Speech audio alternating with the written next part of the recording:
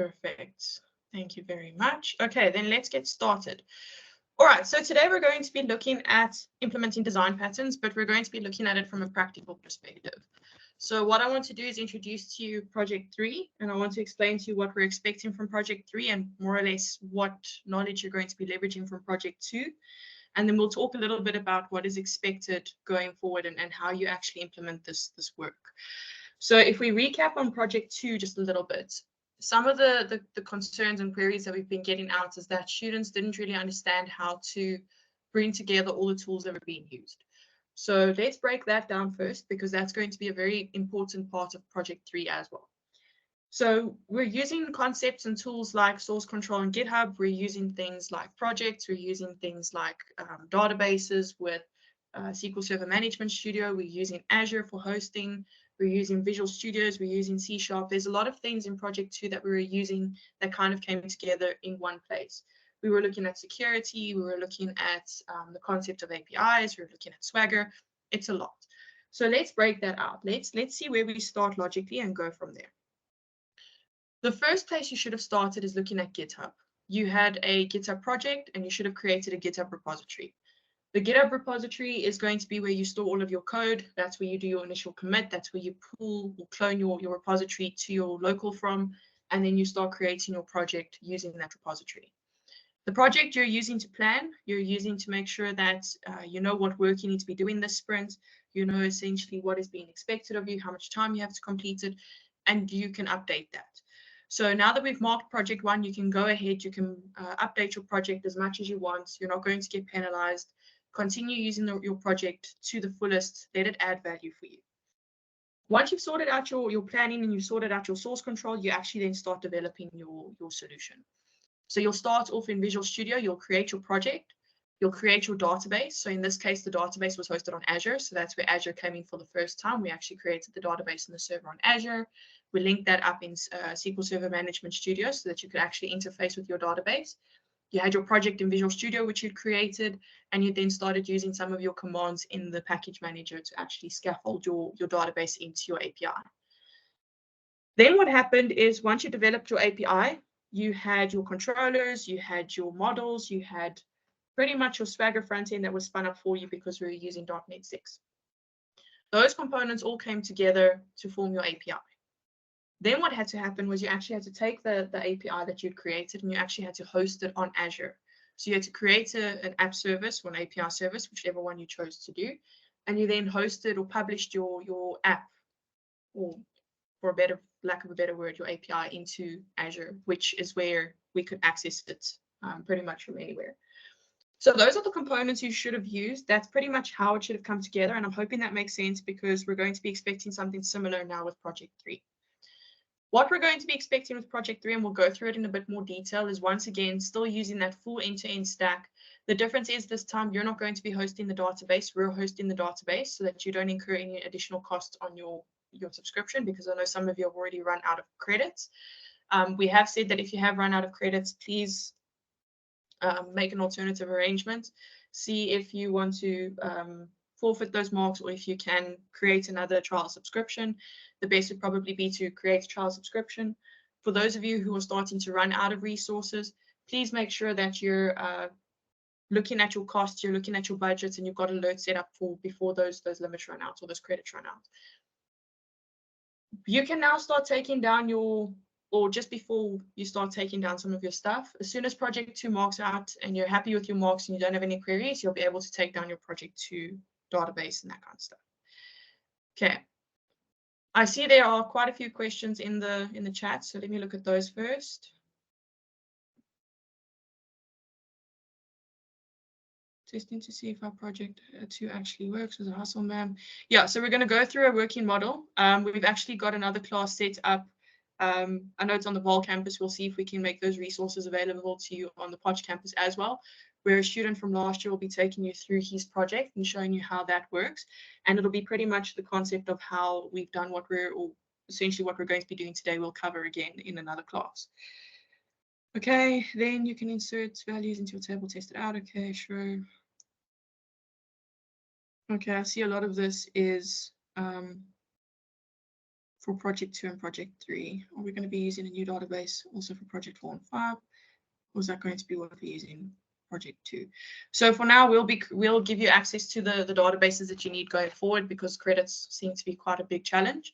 So don't stress about that. Don't delete everything from project 2 yet. Wait for marking to be completed, and then you can remove your stuff. Okay, guys, let's continue with today's class. I'm cognizant of time. There's a lot that we need to go through. So just a quick recap. Up until now, you should all be familiar with how we log into Teams. Please make sure that your student number is there so that we can actually see who you are when we're marking the attendance register. You should have already looked at Project 3's brief. We've updated the brief because there's now a project base that you need to extract from Ifundi. So I'll show you what that looks like shortly. Don't forget to keep all your references in a very standardized and specific place, because you're going to need to submit those. Make sure you keep your repository private and add us as collaborators.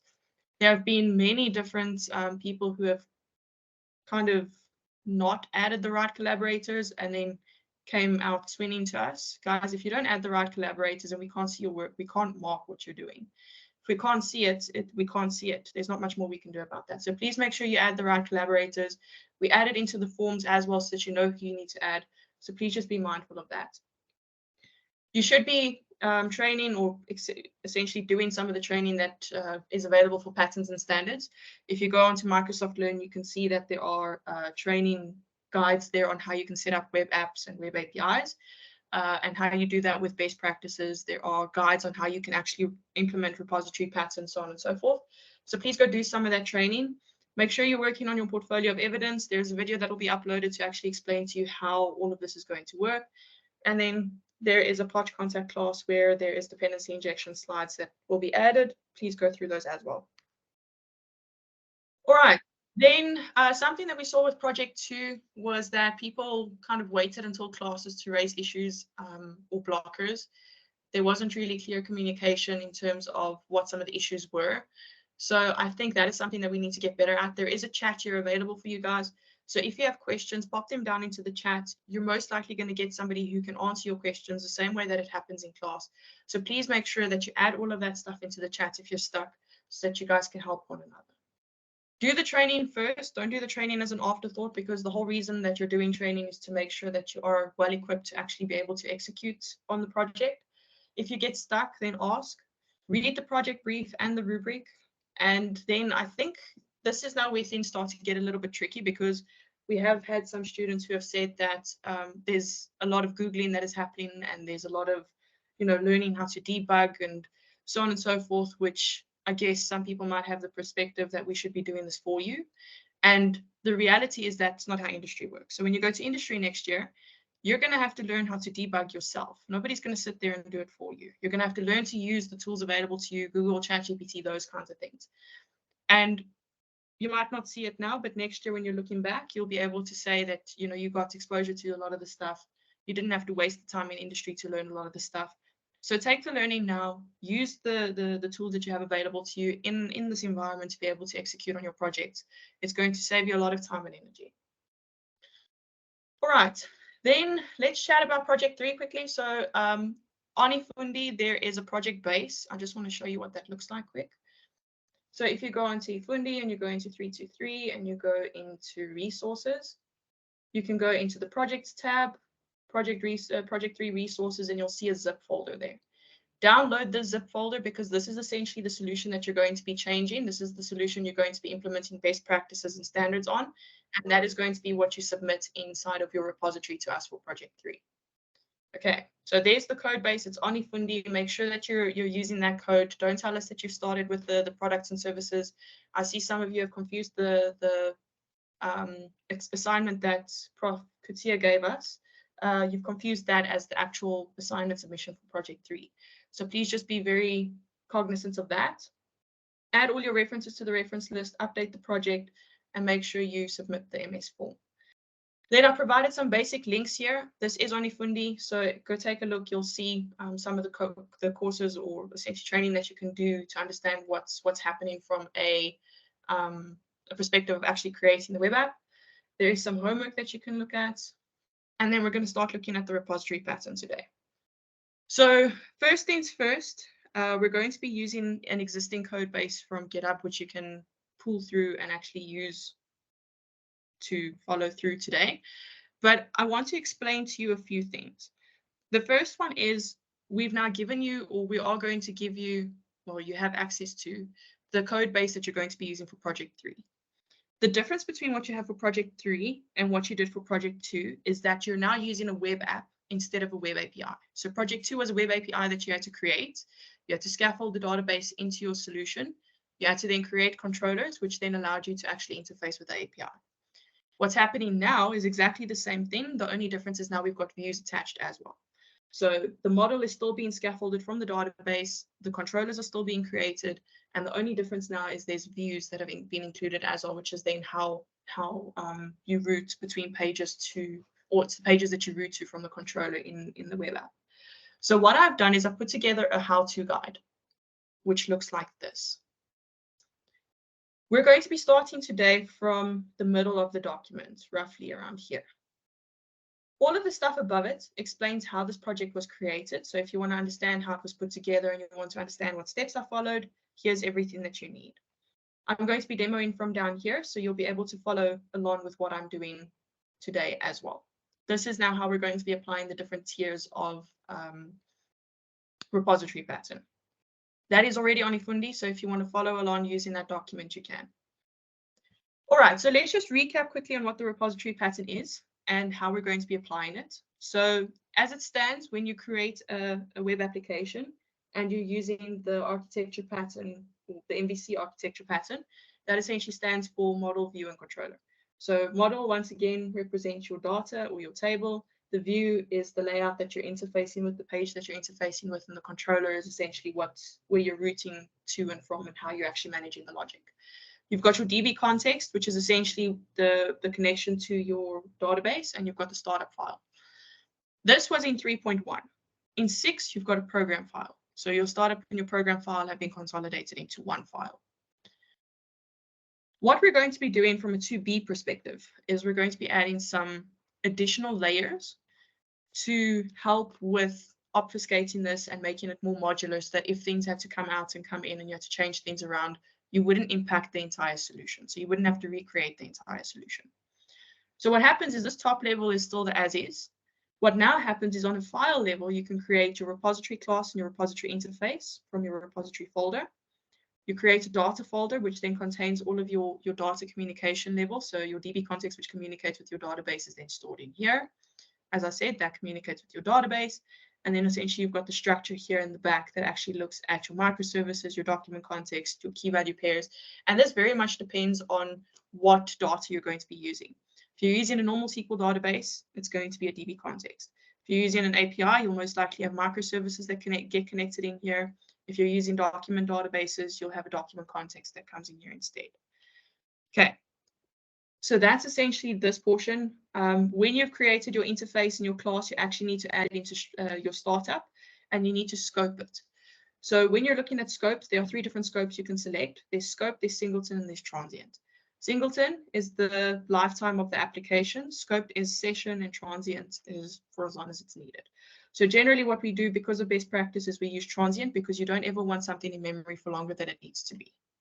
Okay. Before I move on to showing you a working implementation here, are there any questions? Okay, I see there's a lot happening in the chat. Let me just check here quick. Are we going to, okay, I answered that one. Are we meant to be deleting? Answered that. Yeah, you will receive an announcement. Okay, all the engagements that you're going to be adding are on a form, so please just go check the wiki. All the forms are added into the wiki that you need to complete. No, you won't be forking a repository anymore. The reason that I don't want you to fork a repository is because what we've actually done with this project is we've included the app settings.json so that you have access to the database, and we've left the connection string inside of the DB context because one of the things that you have to apply as best practice is to remove that and leave it in the app settings.json. So when you push to your repository, you should be excluding the app settings.json file. So for us to remain secure and to remain within the realm of best practice, I've put it onto eFundi rather to, number one, avoid confusion, because last year we had a lot of students submitting the wrong repository. They'd submitted my repository back to me instead of the repository that they actually did work on, and then they got 0.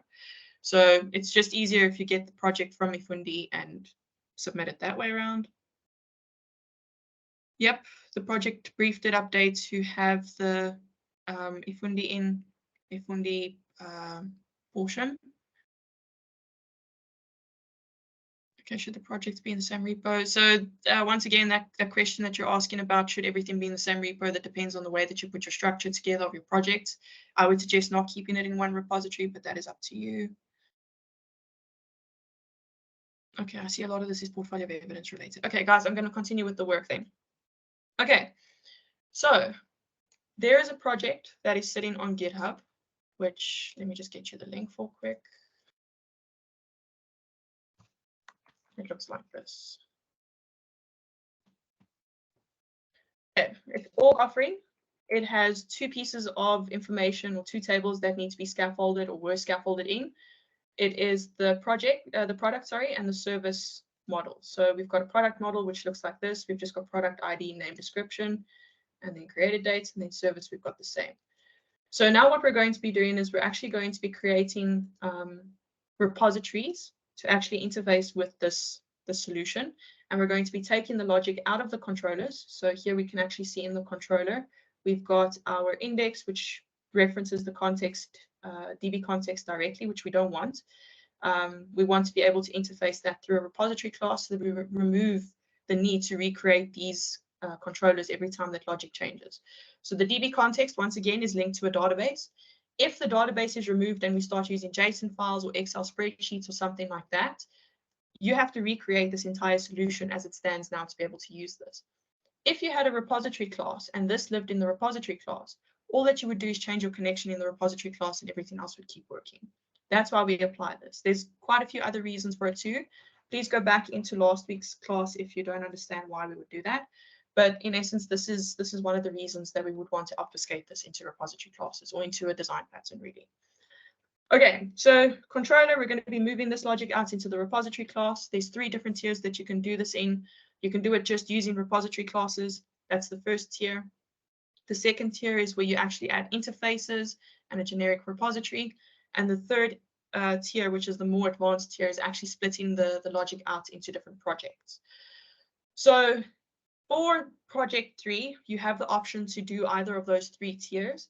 I would suggest looking at tier 1 or 2. If you do this as almost a full-time job or you really want to challenge yourself, go for tier 3.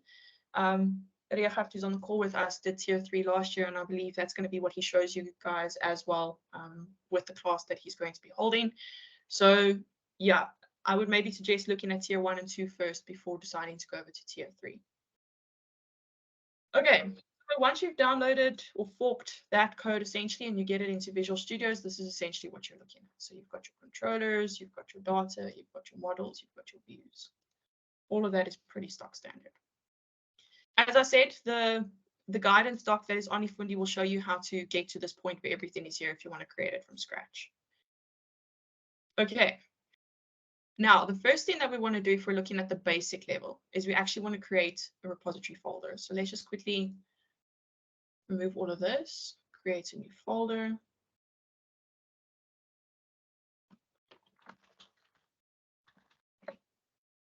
And inside here, you actually want to create all repository classes that pretty much link up to some form of data that you have.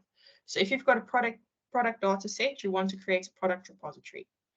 Let's create a CRA class and name that product repository.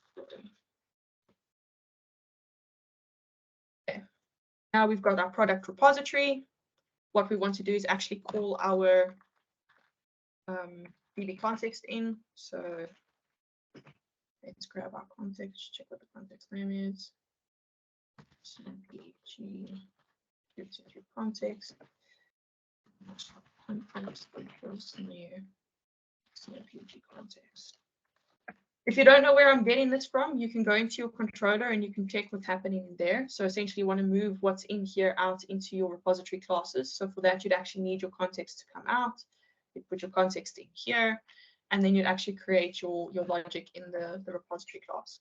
So in this case, we know that we need to get all products. So let's build a function that will allow us to do that. So enumerable.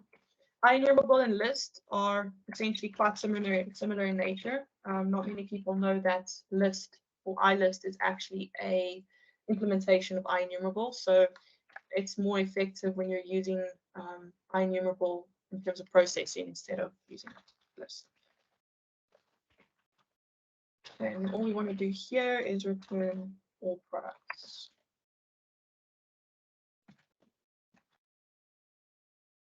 Okay, another thing that some of you might get caught up on, if you haven't gotten caught up on it in project 2, was your implementation of async. So if you're using async classes, you're going to have an issue with how you actually bring through your work. So if this becomes async, you actually need to put an await over here. And then depending on that await, you actually need to use the async methods here as well. So there's a few different things that you need to consider about when you want to use asynchronous processing and when you don't. Okay, why are you complaining? Oh, there we go. Cool. Okay, so let's just look at this. We've created that first method from the products tab. So essentially, well, the products controller, this is essentially what we've replaced. So now what we want to do is we actually want to bring in the product repository here.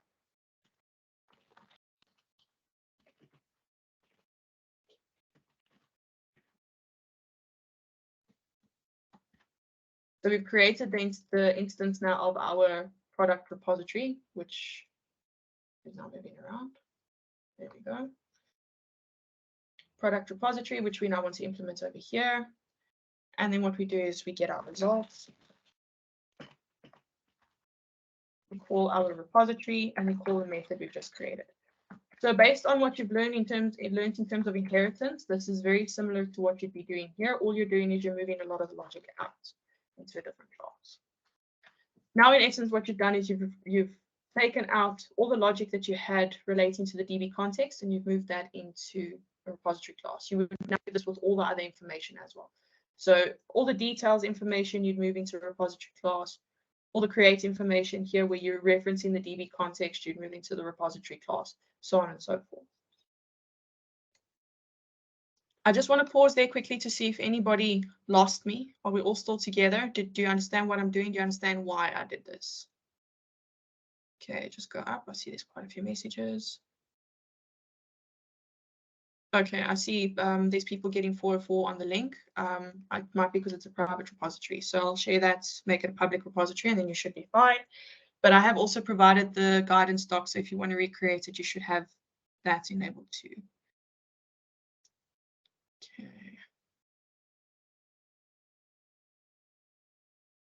Okay, when ma'am made the repository CS file, was it just a class? Yes, it's just a class.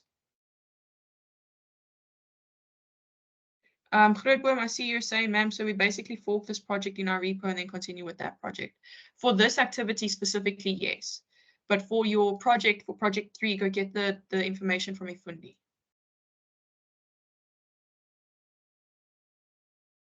Okay, I see we've got questions about project 2, guys. I'll answer that later. Is there anybody who doesn't understand what's going on here from me moving the work out from the controller into the repository class? Your homework assignment is that you actually need to go complete the rest of the information that you need to pull out from the controller into repository. So are you comfortable with how to do that? Can I move on? That's tier 1. This is basic. It's just the repository class that we've created. Next, we're going to be looking at creating a generic repository. Okay, I see we've got a question there. Where's the data stored images, etc? Oh, where data is stored. Okay, cool. Okay, guys, then let us continue. Cool. So next we're going to be looking at the advanced level. Now this is where we start introducing interfaces, and it's where we start introducing generic repositories.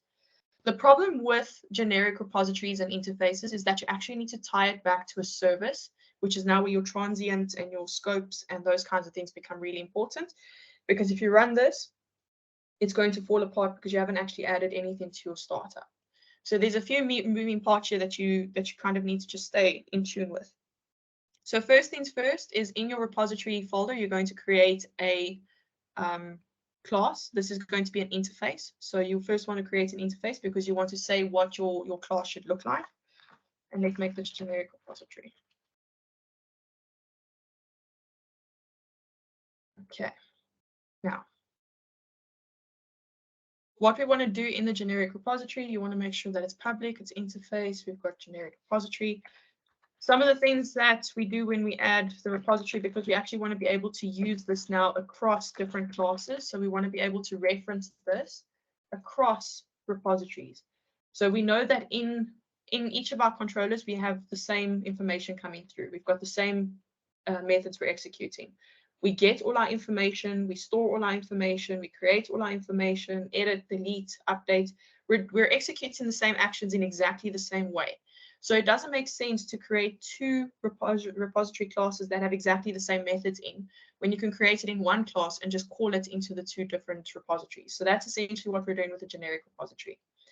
Any logic that is going to stay the same across classes, the only difference is the actual model you're passing through, can be modularized to this extent. And that's why we're adding this over here, because we're saying now for the generic repository, we're looking at a specific model where that model is referring to a class. So we're now associating models to types. And what we actually now want to do here is we want to say, okay, T, let's say we want to get by ID. This is going to be a method that we actually want to use, and we're going to take in ID. The next thing that we want to do is look at our enumerable. We want to look at T, because that's our model, and we want to say this method is going to be a get all method. This is going to make a little bit more sense now when I explain it. I just want to copy and paste this in here.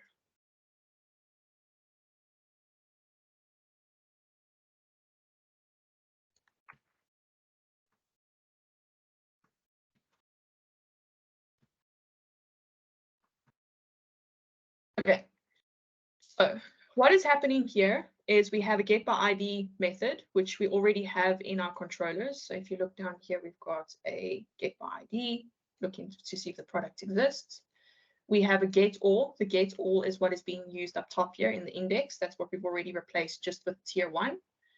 We have a find, which is also similar to the product exists. We have add range, we have remove range. So the only other thing you'd need to add into this entity over here, or this repository, is an update. Once you've got the updates, everything will be included in here the way that it's supposed to. Okay, so now we save this. This is now our interface, which means we're just defining what our actual generic repository class needs to look like. These methods need to exist in the generic repository. So what we do next is we create our generic repository as just a normal class. See, just normal class, generic repository. And now what we actually want to do is we want to say that this generic repository also takes in a specific model, and it's going to inherit what is happening inside of our generic repository here. And then we just need to add in our T where it's a class as well. Okay, why are you complaining? Okay, so let me just show you what happens. So if you want to see quick fixes, control full stop, you'll see that it's telling you what is run and potential fixes. So implement interface, because it is an interface, it's giving us errors because we haven't actually implemented any of the logic that we need based on what our interface is telling us we need to have.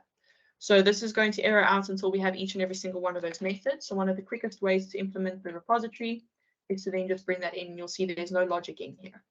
So what we then do is we actually go create the logic. So first thing first, we need to think about what we want to do here. We want to bring in everything that's happening in our DB context, and we want to bring that logic into this repository, which we can then reuse in our product and service repository. So let's add in our DB context.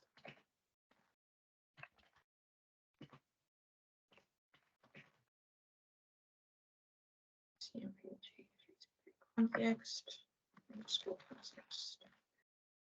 Okay, then what we want to do is we want to create a structure, public repository. We want to take in our context. We want to turn this to up. Now in here, inside of add, we actually now want to add the logic in to actually add information into the context. So we can call our context, we can say set T, add into T. We can do the same range. So you're telling it which set to look at.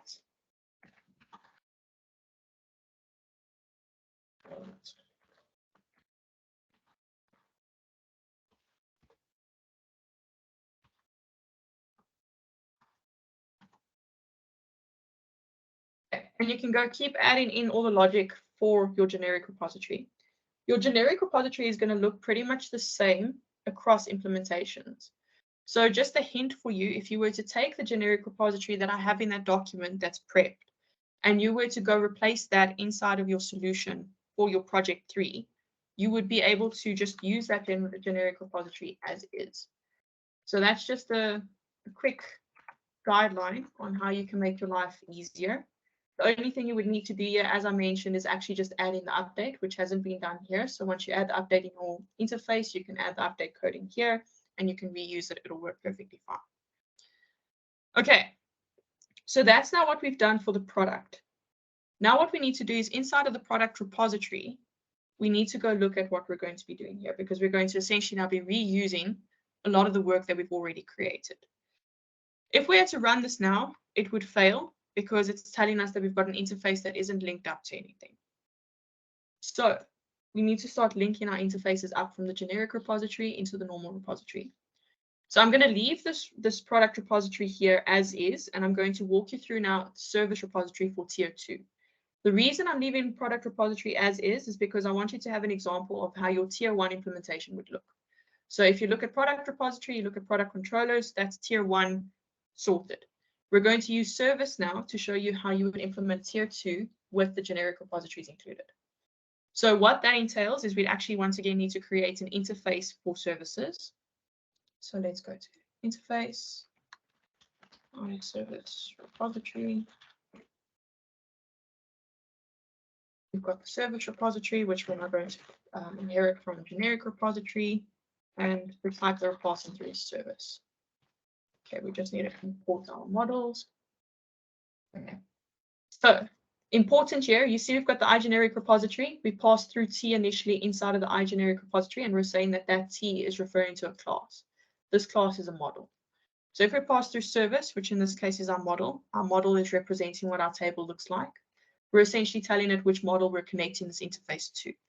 So when we use the generic repository, all of the content that lives in here, all of the execution, all of the logic that we're going to be implementing from here lives inside of service. Okay. Let me just open up Teams to see if there's any questions.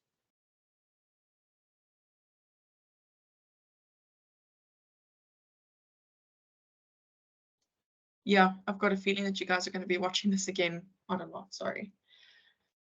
All right. Okay. So we've got a service repository that we're now going to implement off of generic repository. So we're inheriting that. We're going to be using the logic there. But now actually what we want to do is we want to create another function which is not necessarily stored inside of our generic repository. So we're pulling everything in our generic repository. We're going to use what's in our generic repository, but we want additional functionality that isn't stored in our generic repository. So let's say we want to use a function where we get the most recent service, so the service that was created last. We know we're only going to be returning one item, which is going to be of type service. And now we've got our function name, which is now get most recent service. So we save this. This is an interface. We go create a normal repository class now for service. So service repository. And we're going to be inheriting my service repository. No, I lied. We are referencing generic repository.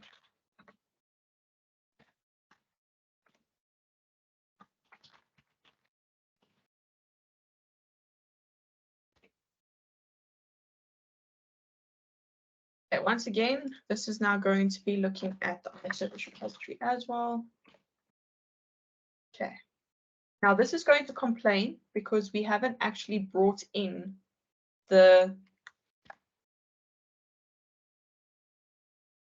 content that we need from the different repositories that we're using.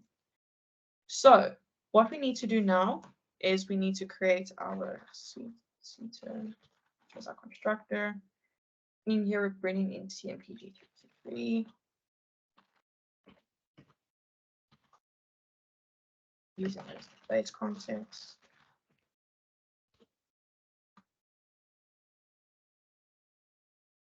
Okay. Now what we want to do is we want to bring in our service. Just leave this blank for now.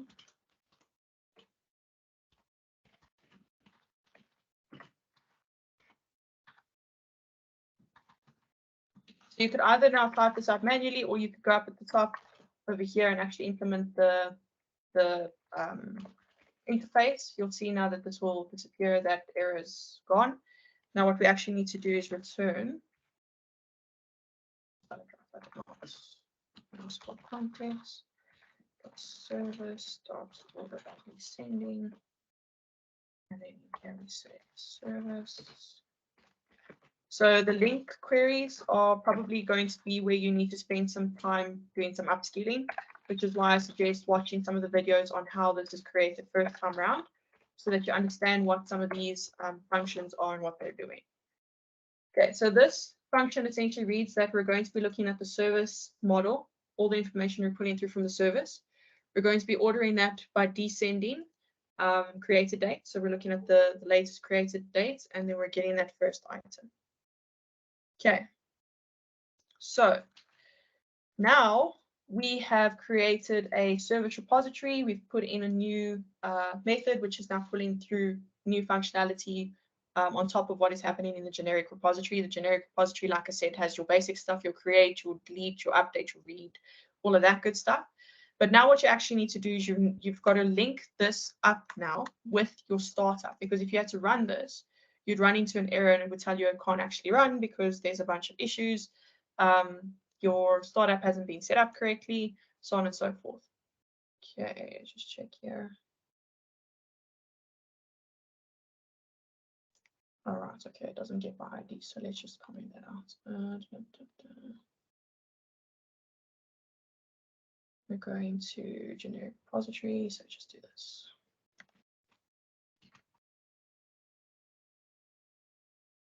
There we go. Cool.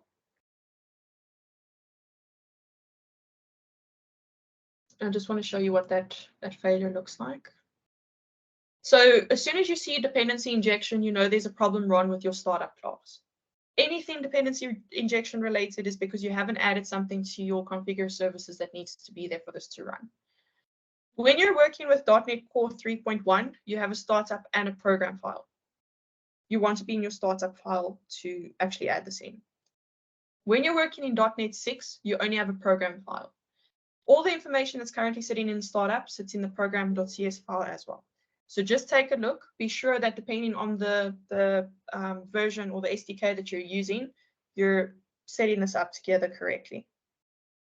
I'm just waiting for this to run. It seems to be taking its time. Okay, starting up the console.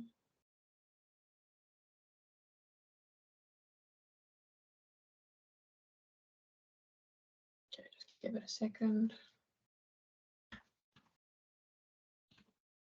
Okay, if we look at services, everything will work fine, but it's going to give you an issue about dependency injection. So if we were to try create this now in the controller, we'd have a massive issue, which I'm going to show you now. Okay, so let's close that. Everything's still working because everything's connected up in the controllers correctly. So we're just going to go to services. Let's go add in here private read-only repository.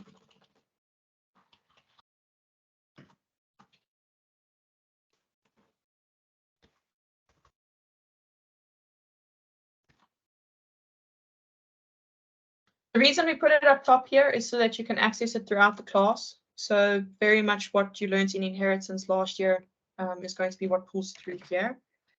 Then what we also want to do here is actually pull through, okay, well, this is going to have to be removed. So when you update all of this information, it'll be removed. So we don't want any references to context here. Because you're going to be using the service repository, we want to remove all items that are associated to context. So for now, let's just add in the service repository. Service repository. And now associate service repository here. search repository we're getting in from the controller. What did I say? Oh, there we go. That's why. There we go. Okay. Inside of the index, we now want to bring in our results. So there's one of two ways you can do this. You can say results equals underscore service repository dot get all. And then all we do is we update this with results.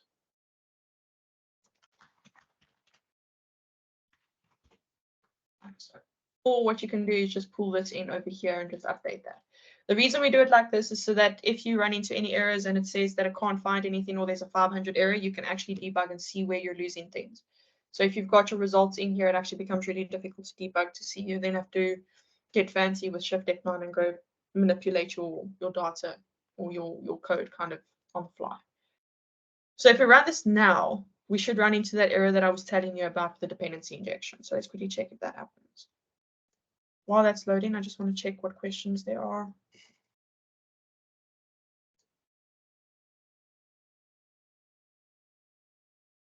Yeah, Richard makes a good point.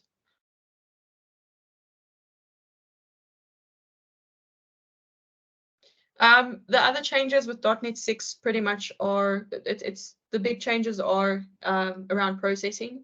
So the way that you get different functions that are working inside of .NET 6 versus 3.1, the way that dependency injection works is slightly different. Those are some of the bigger changes, the ones that actually make huge impact. But the biggest one is then the startup versus program. Okay, so this is the kind of error that you now expect from services when you have dependency injection. So it'll tell you here that there's an issue, dependency injection. Big one here, dependency injection. As soon as you see this, you know your startup file or your program.cs file is missing something. And it tells you here that you're trying to connect to the iService repository from the services controller and it's not liking it. So what you need to do is actually go add that into your startup, which is this. I'm going to show you now how we do that. Inside of startup, or if you're using .NET 6 inside of your program file, you will go into your configure services method, and you will make sure that you are adding your class. Just want to make sure it needs to be in the right place. Cool. Services dot add transient. So remember I explained about the transient versus scoped versus singleton.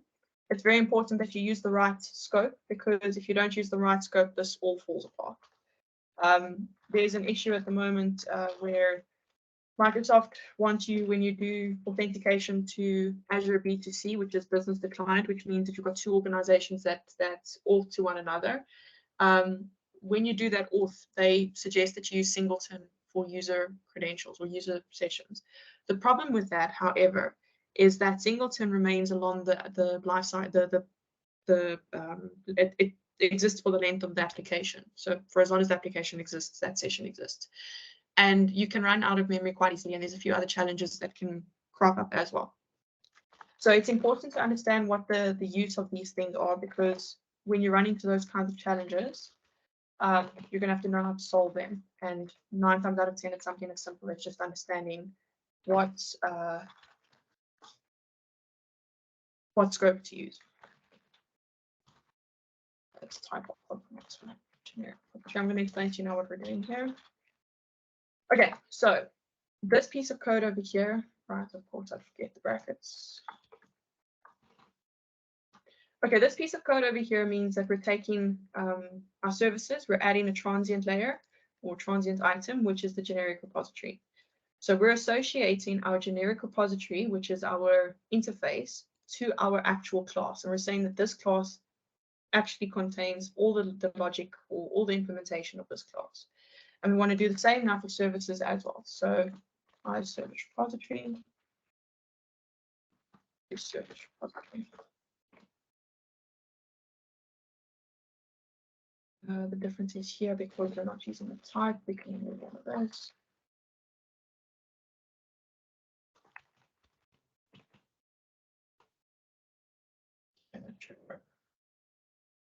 Of course not, because I have the wrong brackets.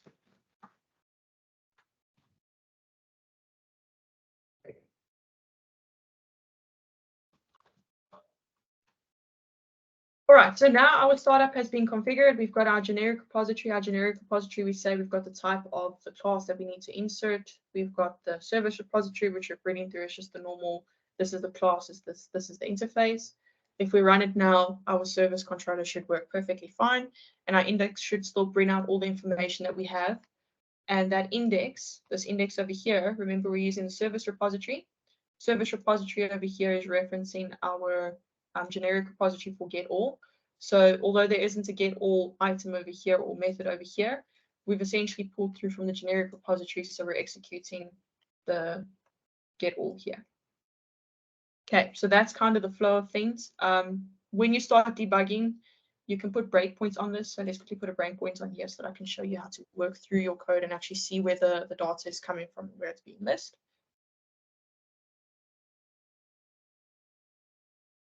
And we go to services. We're going over here. Okay, so we haven't actually executed this yet. Results is null. So let's go into that method. You can see when you go into that method, it takes you directly to generic repository, gets all, gets the items, returns it back to the controller. So results now, if we step over this, should not be null. We should have one item, which we do. So we can see there's the information that comes back. And when we hit continue, you can see there's the information that's put in through. So now you can see from what's happening from the two-tier perspective. This is now what we've implemented. So we've got product repository, product controller, which is using tier 1. And you've got the service repository and the service controller, which is using tier 2. Based on this, you can decide how you're going to do your project 3. If development is something you want to do next year, whether it be Java or C#, I would suggest doing tier 2 because this is a really important concept that you need to understand when applying design patterns. Some of the other things you're going to want to look at is making sure that you keep to solid principles, make sure that there aren't credentials stored anywhere, make sure that there's no credentials in your startup or in your program file, there's no credentials in your DB context, your app settings isn't checked into your repository, those kinds of things. So guys, please make sure that you're being quite strict about that. Like I did say, we are going to set up a class with Richard early next week to show you what he's done and what his implementation looked like last year. Hopefully that'll give you a little bit more guidance and context. And if you feel like you want to ask questions, you can do that too. So I just want to check what other questions there are here. Okay, Richard, I see you've got this pretty much covered. Thanks, Guy.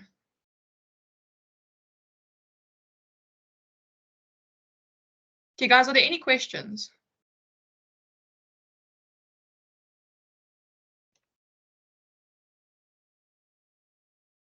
I like what you said there. Okay. Last call, guys. Any questions? Are you guys feeling a little bit more comfortable for project 3? Thumbs up, thumbs down, sad faces, happy faces. Not faces at all. Okay, good, hands up. Don't know if those are high fives. I'm taking them as high fives. Cool. Okay, guys, if you have any questions, please feel free to reach out on the chat. I've got this chat connected up to my DD and my NWU account, so I'll be able to see it. Little scary man. Okay, I see what you're saying. I'm going to be making this recording available later today, so please feel free to go through it again. Start your project as soon as possible. Don't leave it for long. You can see that there's a lot of room for bugs and stuff to creep in. This homework will be due before next week's class, next week Thursday's class. Like I said, the homework is going to be to make sure that you've implemented the products and the services completely for the different controllers.